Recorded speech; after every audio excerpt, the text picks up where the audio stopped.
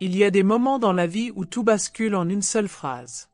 Pour moi, ce moment est arrivé le soir de mes 70 ans, quand ma belle-fille a levé son verre de champagne et a dit « À mamie, qui devient de plus en plus vieille et inutile chaque année. » Si cette histoire résonne en vous, abonnez-vous. Car ce que je vais vous raconter pourrait changer votre façon de voir la famille, l'argent et surtout, votre propre valeur. Le silence qui a suivi cette phrase, c'était comme si toute la salle à manger s'était vidée de son air. Mon fils, Pierre, a regardé son assiette. Mes petits-enfants ont cessé de manger. Et moi, j'ai souri. Un sourire que je n'avais jamais affiché avant. Vous voyez, pendant 15 ans, j'ai été la grand-mère parfaite. Celle qui dit oui. Celle qui donne. Celle qui se tait. 15 ans à financer leurs vacances aux Maldives pendant que je passais mes étés sur ma terrasse de 2 mètres carrés. 15 ans à payer leur rénovation, leur nouvelle voiture, les cours de tennis privés des enfants. 15 ans à entendre Sylvie, ma belle-fille, expliquer à ses amis combien c'était difficile de s'occuper d'une belle-mère envahissante comme moi. Envahissante. Moi qui n'osais même pas appeler mon fils sans m'excuser 3 fois.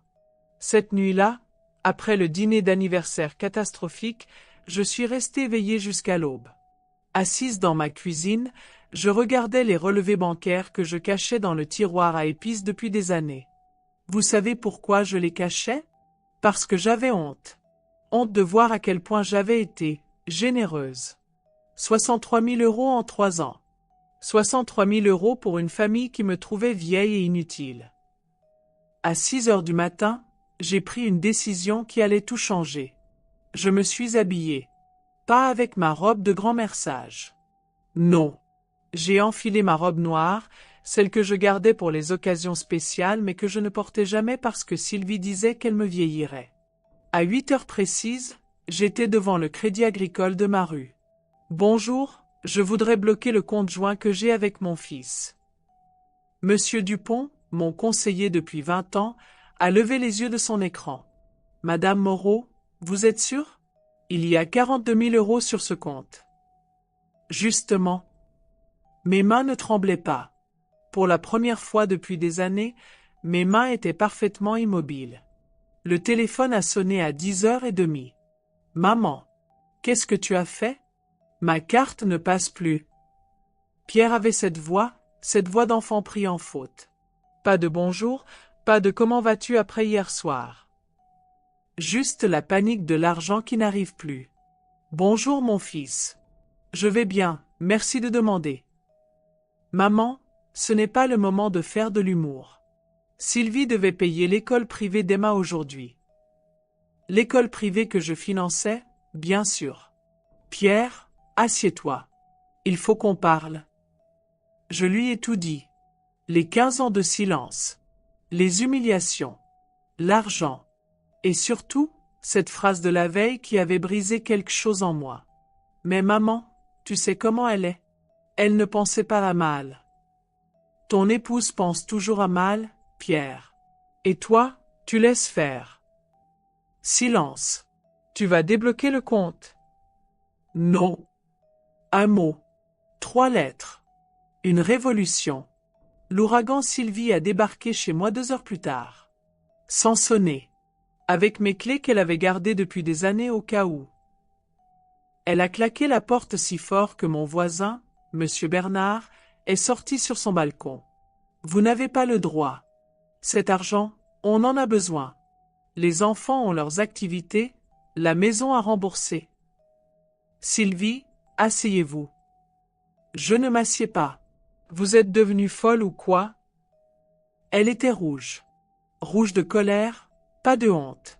Cet argent, Sylvie, il vient de ma retraite. De la vente de la maison de mes parents. De mes économies de toute une vie. Et alors? C'est pour la famille. Pour vos petits-enfants. Pour vos vacances aux Seychelles, vous voulez dire. Son visage a changé. La surprise, puis la fureur. Comment vous savez pour les Seychelles? Je sais beaucoup de choses, Sylvie. Par exemple, je sais que vous dites à vos amis que votre belle-mère est un fardeau. Elle a ouvert la bouche. La refermer. Je sais que vous riez de mes cadeaux de Noël. Madame Moreau? Je sais que vous avez dit à Emma qu'elle ne devait pas me ressembler quand elle serait vieille. Cette fois, elle a pâli. Vous n'aviez pas le droit d'écouter. Je n'écoutais pas. J'étais dans ma propre cuisine, Sylvie. Dans ma propre maison. J'ai senti quelque chose se libérer en moi. 15 ans de mots avalés qui remontaient enfin. Vous voulez savoir ce que je vais faire? Je vais garder mon argent pour moi. Je vais voyager. Je vais offrir des cadeaux à mes amis. Je vais vivre. Et Pierre? Et les enfants? Pierre est un homme de 42 ans. Il peut travailler. Vous êtes égoïste. Oui, Sylvie. Je découvre l'égoïsme à 70 ans. Et vous savez quoi? Ça me plaît. Elle est partie en claquant la porte encore plus fort. Les jours qui ont suivi, le silence. Pierre ne m'appelait plus. Les enfants non plus. Sylvie avait dû leur dire que grand-maman était devenue méchante. J'ai eu des moments de doute. La nuit surtout. Quand je regardais les photos sur mon frigo et que je me demandais si j'avais tout gâché. Mais le matin, quand je me réveillais dans mon lit, dans ma chambre que Sylvie voulait transformer en bureau, je me souvenais. Je me souvenais de cette phrase, vieille et inutile. Et ma résolution revenait, plus forte. Le mercredi suivant, j'ai fait quelque chose que je n'avais pas fait depuis des années. J'ai pris le train pour Deauville. Seul. J'ai marché sur la plage, j'ai mangé des huîtres face à la mer, j'ai dormi dans un hôtel avec vue sur l'océan. Avec mon argent. Pour moi. Le vendredi, en rentrant, j'ai trouvé Pierre assis sur les marches de mon immeuble. Il avait l'air fatigué. Maman. Pierre. On s'est regardé. 15 ans de non-dit entre nous. Elle est partie. Qui ça? Sylvie. Elle est partie avec les enfants chez sa mère. Elle dit qu'elle reviendra quand tu auras retrouvé tes esprits. Point. J'ai senti mon cœur se serrer. Mes petits-enfants? Et toi? Moi, je suis là. On est monté chez moi en silence. J'ai préparé du café. Lui, il regardait l'appartement comme s'il le voyait pour la première fois. C'est petit ici, maman? Oui. Tu ne m'avais jamais dit. Tu ne m'avais jamais demandé. Il a bu son café lentement. Elle avait vraiment dit ça? Pour Emma? Oui. Et les autres choses? Oui. Long silence. Je suis désolé, maman. 3 mots que j'attendais depuis 15 ans. Pierre, regarde-moi. Il a levé les yeux. Mon petit garçon était encore là, quelque part sous l'homme fatigué. Tu m'aimes? Bien sûr que je t'aime. Alors pourquoi tu m'as laissé subir ça? Il a baissé la tête. Parce que c'était plus facile. Parce que tu ne te plaignais jamais. Parce que j'avais peur qu'elle parte si je la contredisais. Et maintenant? Maintenant, elle est partie quand même. Nous avons parlé jusqu'au soir. Vraiment parlé. Pour la première fois depuis des années. Il m'a raconté sa fatigue. Les disputes. La pression de Sylvie pour que je contribue toujours plus. Son sentiment d'être pris au piège entre sa femme et sa mère. Moi, je lui ai dit la vérité. Toute la vérité. Tu sais, Pierre, quand on vieillit, on n'a plus le temps pour les mensonges polis. Je t'aime, mais je ne supporterai plus d'être traité comme un distributeur automatique. Et l'argent? L'argent reste bloqué. Maman? Non, Pierre. Cette discussion est terminée. Si tu as besoin d'aide, vraiment besoin, tu me demandes. Poliment. En expliquant pourquoi. Comme on fait entre adultes. Il a hoché la tête. Et Sylvie? Sylvie, c'est ton problème. Pas le mien. Le dimanche suivant, Pierre est revenu. Avec Lucas, mon petit-fils de 8 ans. Lucas s'est jeté dans mes bras. Grand-maman. Maman dit que tu es fâchée contre nous. J'ai regardé Pierre par-dessus la tête de mon petit-fils. Non, mon chéri. Grand-maman n'est pas fâchée contre vous. Grand-maman apprend juste à dire non. C'est quoi, dire non? C'est expliquer ce qu'on veut et ce qu'on ne veut pas. Et qu'est-ce que tu ne veux pas, grand-maman? Je ne veux pas qu'on soit méchant avec moi. Lucas a réfléchi. Comme quand elle m'a dit que je suis bête. Exactement comme ça. Et qu'est-ce que tu veux? Je veux qu'on m'aime vraiment. Pas juste mon argent. Pierre s'est assis à côté de nous. Maman, j'ai réfléchi. À nous. À Sylvie. À tout. Et je veux que tu saches quelque chose. Si elle ne revient pas, si elle ne peut pas respecter ma mère, alors c'est qu'elle ne mérite pas notre famille. J'ai senti les larmes monter. Des bonnes larmes, pour une fois. Tu es sûre? J'ai 42 ans, maman. Il est temps que je choisisse mon camp. Nous avons passé l'après-midi ensemble. Lucas a dessiné. Pierre et moi, on a regardé les photos. Les vraies photos. Pas celles où tout le monde sourit pour faire semblant. En partant, Pierre s'est retourné. Maman? Oui? Tu peux débloquer le compte. Juste pour les frais des enfants. Le strict minimum. Tu es sûr? Je suis sûr. Mais on fait un contrat. Écrit.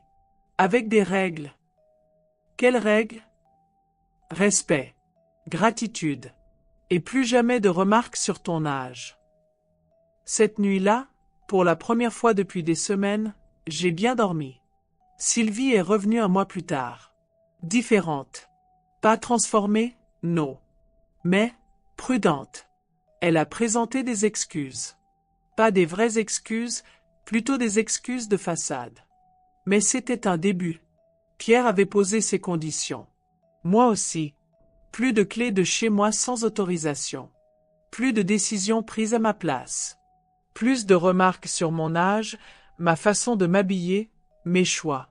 Et surtout, mon argent, mes règles. Vous savez ce qui a changé? Pas grand-chose, au fond. Je vois toujours mes petits-enfants. Pierre vient toujours le dimanche. On mange encore ensemble de temps en temps. Mais maintenant, quand j'entre dans une pièce, on me regarde. Vraiment. Maintenant, quand je parle, on m'écoute. Maintenant, quand quelqu'un veut quelque chose de moi, il le demande poliment.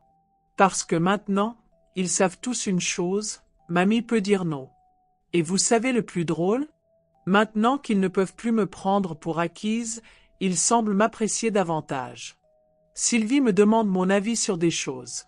Pierre m'appelle juste pour prendre de mes nouvelles. Les enfants me racontent leurs secrets parce qu'ils savent que je ne les jugerai pas. Respecter quelqu'un, ça commence par savoir qu'il peut vous dire non. Il y a 2 semaines, Emma, ma petite fille de 12 ans, m'a dit quelque chose qui m'a fait sourire. Grand-maman, tu sais quoi? Maman dit que tu es devenue plus, comment elle dit déjà? Plus caractérielle depuis ton anniversaire. Et toi, qu'est-ce que tu en penses? Moi, je pense que tu es devenu plus toi. Plus moi. À 70 ans, j'ai enfin appris à être plus moi. Le mois dernier, j'ai fait quelque chose que je n'avais jamais fait. J'ai organisé une fête. Pour moi. Juste parce que j'en avais envie. J'ai invité mes vrais amis.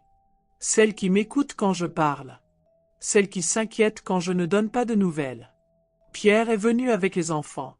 Même Sylvie est passée. Elle a apporté un cadeau. Un vrai cadeau, choisi pour moi. En fin de soirée, quand tout le monde est parti, j'ai débarrassé la table en chantonnant. Mon appartement sentait encore le parfum et les rires. Sur ma table de nuit, j'ai mis le cadeau de Sylvie. Un livre, il n'est jamais trop tard pour recommencer. Elle n'avait pas tort. Aujourd'hui, quand je me réveille le matin, je ne me demande plus ce que les autres attendent de moi. Je me demande ce que moi, j'attends de cette journée. Parfois, c'est simple, lire au soleil sur ma terrasse. Parfois, c'est plus audacieux, prendre le train pour voir la mer. Parfois, c'est généreux, inviter Pierre à déjeuner. Mais maintenant, c'est toujours mon choix. Mon argent, mes décisions, mon respect, mes conditions. Ma vie. Vous savez, Il paraît qu'on ne peut pas enseigner de nouveaux tours à un vieux chien. Eh bien, à 70 ans, j'ai appris le plus important de tous les tours. Comment dire non? Et surtout, comment dire oui, seulement quand j'en ai vraiment envie. Ce soir, en regardant par ma fenêtre, je vois les lumières de Paris s'allumer une à une. Chaque lumière, c'est une vie. Chaque vie, c'est des choix. Pendant trop longtemps, j'ai laissé les autres choisir pour moi. Pendant trop longtemps, j'ai cru que l'amour, c'était toujours dire oui. Maintenant, je sais que l'amour, le vrai, c'est aussi savoir dire non. Non à ce qui nous blesse. Non à ce qui nous diminue. Non à ce qui nous fait oublier qui nous sommes. Et vous, quand avez-vous dit non pour la dernière fois? Quand avez-vous choisi votre dignité plutôt que la paix artificielle? Quand avez-vous décidé que votre valeur ne se négociait pas? Moi, j'ai 70 ans et je commence tout juste à vivre. Il n'est jamais trop tard. Jamais.